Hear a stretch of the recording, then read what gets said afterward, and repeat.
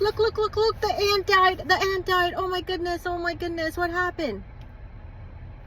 And I'm going to translate that in for my Gujarati friends. Look, kitty mari gayi, kitty mari gayi. How many times you heard that growing up? If you're from my part of the world, you know, you definitely heard that.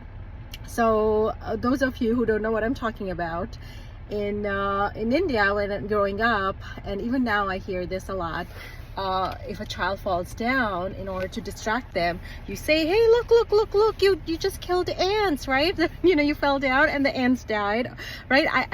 I also like think about it, like, how did that somebody came up with? But anyways, you know, what's happening is, you know, a parent is trying to distract the child from the pain, from the cry, from the tantrum, right? They're trying to distract them.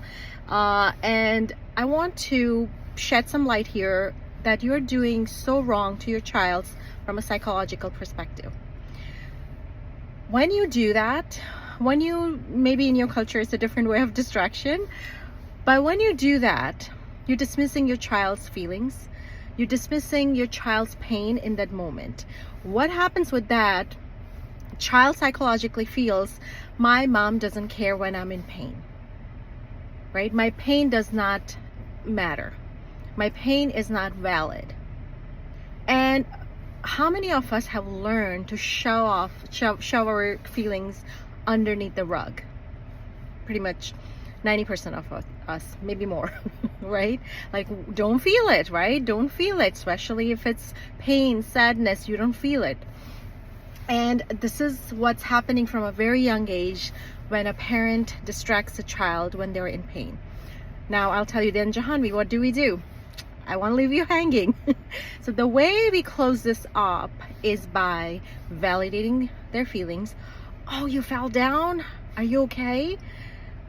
Right? Like, you want to give them comfort, validation, and then give them assurance you're safe. You're safe. I gotcha. Right? And in the process, if they're still crying, I bet you the tantrum and the crying will happen a lot less because they feel seen, they feel heard in their pain.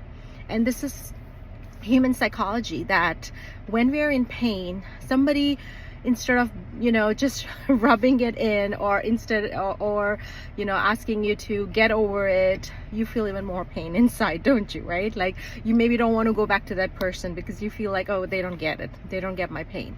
That's exactly what happens. Like, a child gets this kind of response. Well, it's not a response, it's a reaction from a parent or an elder, that, you know, you don't feel your feels. You don't feel your feels.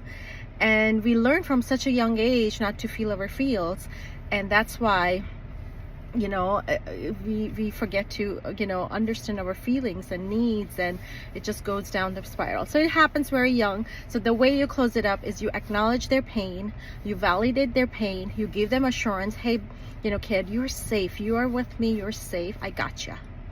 That's all. Why are we making it so complicated? Right? I mean, I always, you know, feel in my culture when somebody, you know, just a, you know, an example, somebody dies, they say, let them cry it all out. Let them, you know, get their all grief out of their system and they'll be all good. I want to break this to you. For a child, when something happens, if you give them blue cup or a red cup, and they really, really wanted the red cup, it's literally the end of the world for them. It's literally as painful as somebody died. So if we could let an adult cry it all out when somebody dies to release their grief, why wouldn't we hold space for our children's grief and sorrow and sadness? Simple as that. Yeah? Tell me if this was such a aha moment for you for the day. I would love to hear from you. If you want more videos like these, join my YouTube channel, Authentically Parenting, and there'll be a lot more coming up. Lots of love.